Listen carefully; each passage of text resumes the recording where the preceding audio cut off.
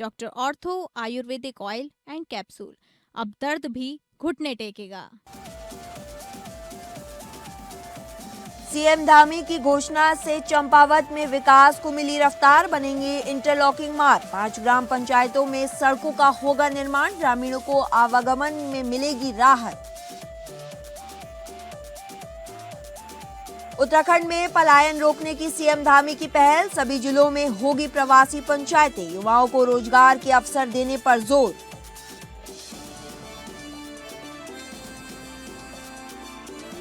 देहरादून में कांग्रेस ने निकाला जन सुरक्षा न्याय मोर्चा, वहीं कानून व्यवस्था पर उठाए बड़े सवाल, सुरक्षित राजधानी जवाबदेह सरकार का लगाया नारा।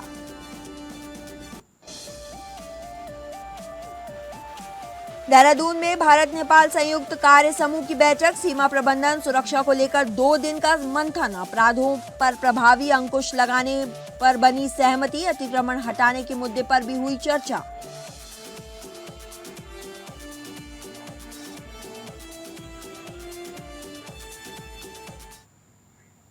नमस्कार, स्वागत है आप सभी का उत्तराखंड बुलेटिन में। मैं हूं आपके साथ साक्षी मिश्रा। तो चलिए खबरों का रुख करते हैं। मुख्यमंत्री की घोषणा के क्रम में चंपावत विधानसभा क्षेत्र में ग्रामीण सड़कों और आवागमन की सुविधा को मजबूत करने की दिशा में बड़ी पहल हुई है। जनपद की विभिन्न ग्राम पंचायतों में इंटरलॉकिंग मार्ग निर्माण के लिए शासन ने 4,37,87,000 की वित्तीय एवं प्रशासनिक स्वीकृति प्रदान की है।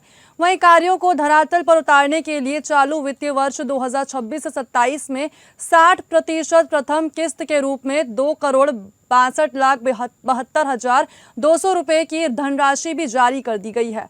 साथ ही जिलाधिकारी मनीष कुमार ने बताया कि स्वीकृति के तहत जनपद की 5 ग्राम पंचायतों में करीब 6.62 किलोमीटर इंटरलॉकिंग मार्गों का निर्माण कराया जाएगा। इन मार्गों के बनने से ग्रामीण क्षेत्रों में आवागमन की सुविधा बेहतर होने के साथ ही स्थानीय लोगों को सड़क की समस्या से राहत मिलने की उम्मीद है। स्वीकृत कार्यों में ग्राम पंचायत बनबसा में 1.56 किलोमीटर इंटरलॉकिंग मार्ग के लिए 85.14 लाख स्वीकृत किए गए हैं, जिसकी प्रथम किस्त 51.84 लाख जारी हुई है। वहीं थवालखेड़ा में 1.30 किलोमीटर मार्ग के लिए 93.25 लाख की स्वीकृति और 55.95 लाख की प्रथम किस्त जारी की गई है। साथ ही सैलानी गोठ में 1.20 किलोमीटर इंटरलॉकिंग मार्ग के लिए 95.47 लाख स्वीकृत करते हुए 57.282 लाख की पहली किस्त जारी की गई है।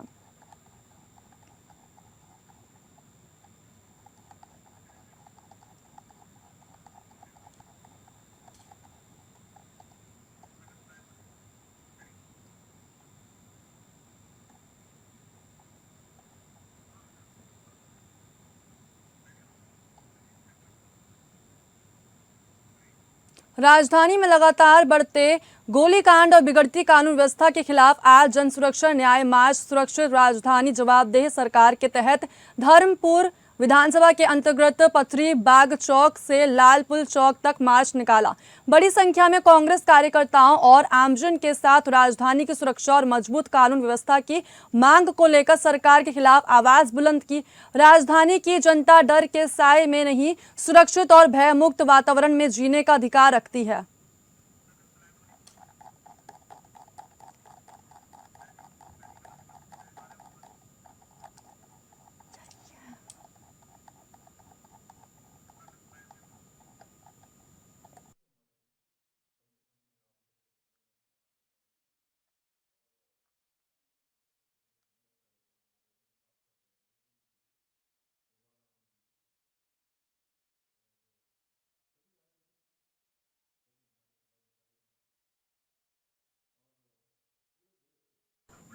उत्तराखंड में पलायन रोकने और पहाड़ों में लोगों को वापस बसाने की सरकार की कोशिशों के बीच सीएम पुष्कर सिंह धामी ने अब सरकारी योजनाओं के जमीनी क्रियान्वयन पर फोकस किया है। दरअसल सीएम ने मुख्यमंत्री आवास में ग्राम्य विकास एवं पलायन निवारण आयोग की बैठक में साफ तौर पर कह दिया है कि सिर्फ योजनाएं बनाने से रिवर्स पलायन नहीं होगा। योजनाओं का लाभ गांव तक पहुंचे और युवाओं को वहीं रोजगार स्वरोजगार मिले, इसके लिए विभागों को मिलकर काम करना होगा। साथ ही मुख्यमंत्री ने अधिकारियों को निर्देश दिए हैं कि स्वरोजगार और आजीविका से जुड़ी योजनाओं की प्रक्रिया आसान की जाए, ताकि ग्रामीणों को लाभ लेने के लिए बार बार सरकारी कार्यालयों और बैंकों के चक्कर न लगाने पड़े। बैठक में पर्वतीय क्षेत्रों से पलायन की स्थिति, रिवर्स पलायन, स्वरोजगार और स्थानीय उत्पादों को बाजार उपलब्ध कराने पर चर्चा हुई।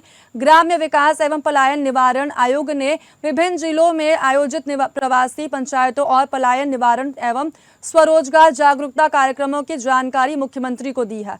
आयोग के सदस्यों ने भी पर्वतीय क्षेत्रों में रोजगार और स्वरोजगार के अवसर बढ़ाने के सुझाव दिए हैं। साथ ही मुख्यमंत्री ने इन सुझावों के आधार पर प्रभावी कार्य योजना तैयार करने के निर्देश दिए हैं।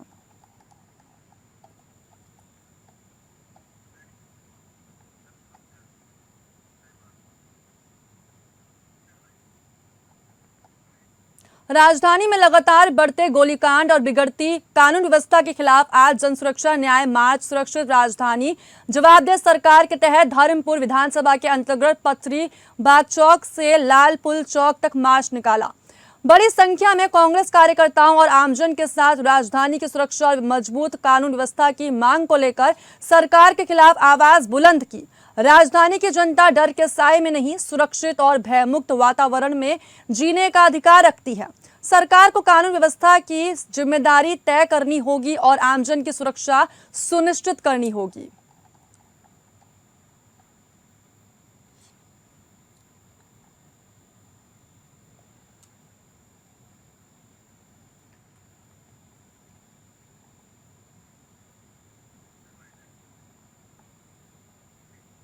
देहरादून में भारत नेपाल संयुक्त कार्य समूह की 14वीं बैठक में सीमा प्रबंधन और सुरक्षा को लेकर 2 दिन तक मंथन हुआ। बैठक में दोनों देशों ने सीमा पार अपराधों पर प्रभावी अंकुश लगाने और आपसी सुरक्षा सहयोग को मजबूत करने पर सहमति जताई।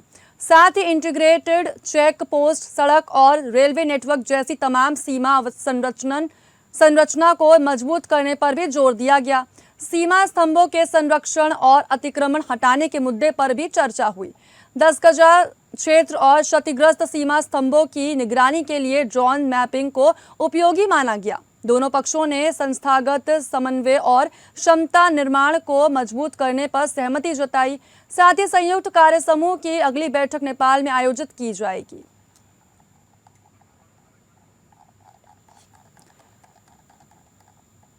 इसके अलावा इंटीग्रेटेड चेक पोस्ट, सड़क और रेलवे नेटवर्क जैसी तमाम सीमाएं, जी हां, तमाम सीमा अवसंरचना को मजबूत करने पर भी जोर दिया जा रहा है। इतना ही नहीं, इसके अलावा सीमा स्तंभों के संरक्षण और अतिक्रमण हटाने के मुद्दे पर भी चर्चा हुई है। और साथ ही 10 गजा क्षेत्र और क्षतिग्रस्त सीमा स्तंभों की निगरानी के लिए ड्रोन मैपिंग को उपयोगी माना गया है।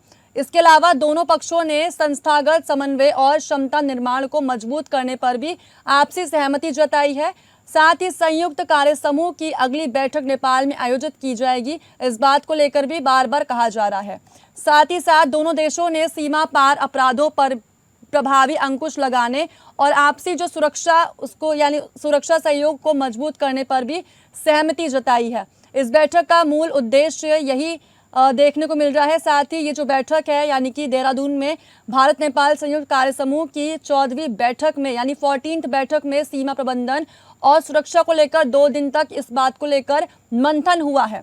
साथ ही इस बैठक की बात करें तो बैठक में इन दोनों देशों ने सीमा पार अपराधों पर प्रभावी अंकुश लगाने और आपस में जो सुरक्षा सहयोग को मजबूत करने पर भी बातचीत करी है कि किस तरीके से इस दोनों देशों पर किस तरीके से मजबूती बनाई जाए, सुरक्षा को किस तरीके से कैसे इसको सुरक्षित रखा जाए, इस चीज़ को लेकर भी बैठक की गई है। इसके अलावा इंटीग्रेटेड चेक पोस्ट, साथ ही सड़क और रेलवे नेटवर्क जैसी तमाम सीमा अवसंरचना को मजबूत करने पर भी जोर दिया गया है।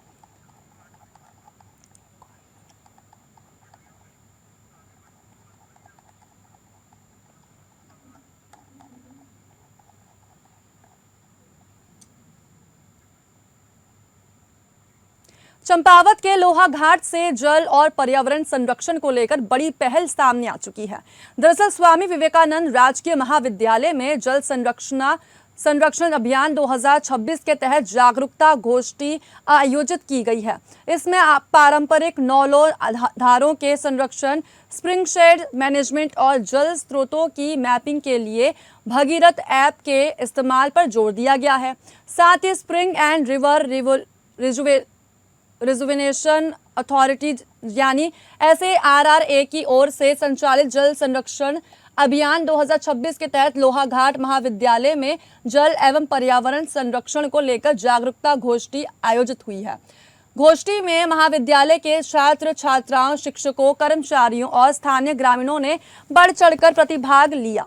साथ ही कार्यक्रम की बात करें तो कार्यक्रम में विशेषज्ञों ने पारंपरिक नौलों और धारों के प्राकृतिक डिस्चार्ज को बढ़ाने, जल स्रोतों के संरक्षण और उनके आसपास स्वच्छता बनाए रखने के वैज्ञानिक उपायों की जानकारी दी।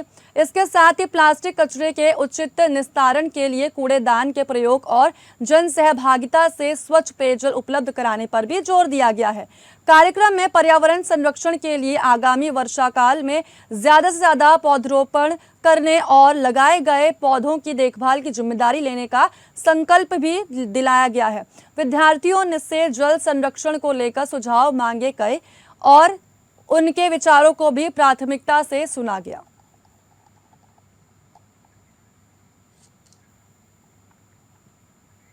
रक्षाबंधन के पावन पर्व पर धुरा में प्रस्तावित सशक्त बहना उत्सव योजना के कार्यक्रम को लेकर चंपावत जिला प्रशासन ने तैयारियां तेज कर दी हैं। मुख्यमंत्री पुष्कर सिंह धामी के प्रस्तावित कार्यक्रम को भव्य और गरिमापूर्ण बनाने के लिए जिलाधिकारी मनीष कुमार ने शुक्रवार को कार्यक्रम स्थल का स्थलित निरीक्षण किया।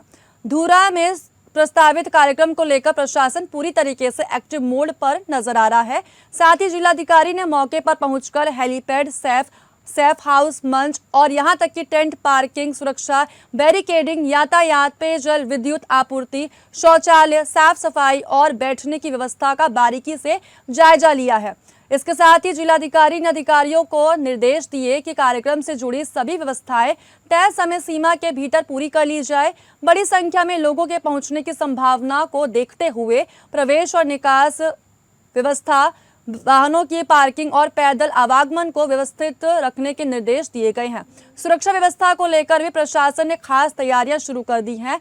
हेलीपैड और सेफ हाउस को निर्धारित मानकों के अनुरूप तैयार करने, कार्यक्रम स्थल और आसपास पर्याप्त सुरक्षा बल तैनात करने तथा यातायात व्यवस्था को सुचारू रखने के निर्देश दिए गए हैं।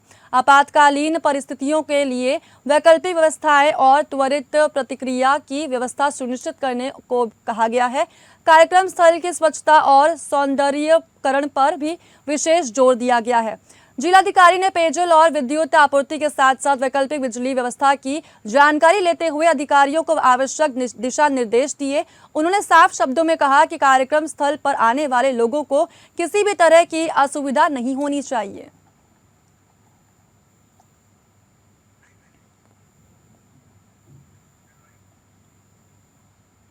मुख्यमंत्री की घोषणा के अनुपालन में टनकपुर क्षेत्र में सिडकुल की स्थापना की दिशा में प्रशासनिक कार्रवाई तेज हो चुकी है। शुक्रवार को जिलाधिकारी मनीष कुमार के निर्देश पर राजस्व, उद्योग, वन, सिंचाई विभाग और सिडकुल के अधिकारियों की संयुक्त टीम ने प्रस्तावित भूमि का स्थलीय निरीक्षण किया।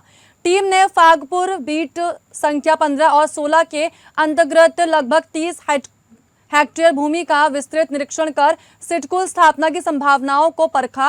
अधिकारियों ने मौके पर भूमि की स्थिति, भौगोलिक परिस्थितियों, वन क्षेत्र और बाकी आवश्यक पहलुओं का जायजा लिया। उप जिलाधिकारी टनकपुर प्रमोद कुमार ने बताया कि प्रस्तावित भूमि का अधिकांश हिस्सा खुला है और यहाँ वृक्षों की संख्या एवं घनत्व अपेक्षाकृत कम है। ऐसे में औद्योगिक विकास के लिए भूमि को अनुकूल माना जा रहा है। साथ ही सिडकुल की स्थापना से क्षेत्र में औद्योगिक गतिविधियों को बढ़ावा मिलने, स्थानीय स्तर पर रोजगार के नए अवसर सृजित होने और आर्थिक गतिविधियों को गति मिलने की उम्मीद जताई जा रही है। स्थलीय निरीक्षण के दौरान SDM टनकपुर प्रमोद कुमार, जिला उद्योग केंद्र की प्रबंधक सुमेधा पंत, उप प्रभागीय वनाधिकारी संचिता वर्मा, सिडकुल पंतनगर के कनिष्ठ अभियंता मुकेश मंडल, सिंचाई विभाग के कनिष्ठ अभियंता मनोज तिवारी सहित संबंधित विभागों की अधिकारी और कर्मचारी मौजूद रहे।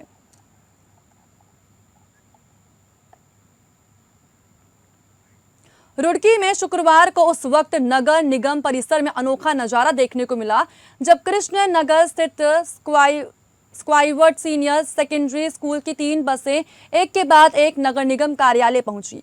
बसों से उतरकर बच्चे सीधे नगर निगम कार्यालय पहुंचे और स्कूल के बाहर कई फीट तक भरे पानी की समस्या को लेकर विरोध जताया। बच्चों के साथ पहुंचे शिक्षकों ने भी नगर निगम की व्यवस्थाओं पर सवाल उठाए। खास बात यहां पर यह रही कि विरोध के दौरान शिक्षकों ने नगर निगम कार्यालय में ही बच्चों की क्लास लगा दी। रुड़की के कृष्णनगर स्थित sky world senior secondary school के बाहर जल भराव की समस्या को लेकर छात्र छात्राओं और शिक्षकों का गुस्सा फूट पड़ा। स्कूल के बाहर कहीं फीट तक पानी जमा होने से बच्चों को स्कूल जाने में काफी ज्यादा परेशानियों का सामना करना पड़ा।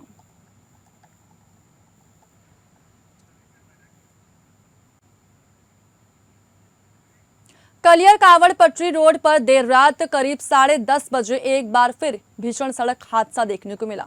जी हां, 4 बाइकों की आमने सामने जोरदार भिड़ंत में 3 लोगों की मौके पर ही मौत हो गई, जबकि 6 लोग घायल बताए जा रहे हैं। हादसा इतना भयानक था, इतना जबरदस्त था कि चारों बाइक बुरी तरीके से क्षतिग्रस्त हो गई। हादसे की सूचना मिलते ही कलियर कोतवाल कमल मोहन भंडारी पुलिस टीम के साथ मौके पर पहुंचे। पुलिस ने स्थानीय लोगों की मदद से घायलों को तत्काल एम्बुलेंस के माध्यम से सिविल अस्पताल रुड़की भिजवाया, जहां उनका उपचार कराया जा रहा है। वहीं दूसरी तरफ मृतकों के शवों को कब्जे में लेकर आवश्यक कार्रवाई शुरू कर दी गई है। पुलिस के मुताबिक हादसे में घायल और मृतकों की अभी तक पहचान नहीं हो सकी है। पुलिस सभी के नाम पते की जानकारी जुटाने और उनकी पहचान कराने के प्रयास में लगी हुई है। साथ ही हादसा किस कारण हुआ इसकी भी जांच की जा रही है।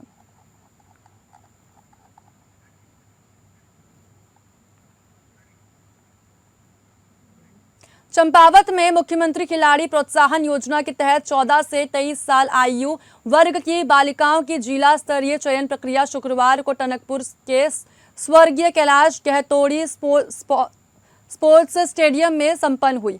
इस दौरान जिले भर से आई 77 बालिका खिलाड़ियों ने athletics, football, boxing, judo, karate, hockey, taekwondo और यहां तक कि बास्केटबॉल सहित विभिन्न खेलों में अपनी प्रतिभा दिखाई। खिलाड़ियों की फिटनेस और क्षमता परखने के लिए 800 मीटर दौड़, 30 metre flying start, medicine ball throw, shuttle run और यहां तक कि वर्टिकल जंप जैसे शारीरिक परीक्षण कराए गए। चयन प्रक्रिया पूरी तरह पारदर्शी और निर्धारित मानकों के अनुसार आयोजित की गई। साथ ही शिक्षा विभाग ने व्यवस्थाओं में सहयोग दिया, जबकि खेल विभाग के विशेषज्ञ प्रशिक्षकों ने खिलाड़ियों का निष्पक्ष मूल्यांकन किया। यह पूरी प्रक्रिया नोडल अधिकारी ललित मोहन कुंवर और स्टेडियम प्रभारी गौरव खोलिया की देखरेख में संपन्न हुई। चयनित खिलाड़ी अब योजना के अगले चरण में अपनी प्रतिभा दिखाएगी।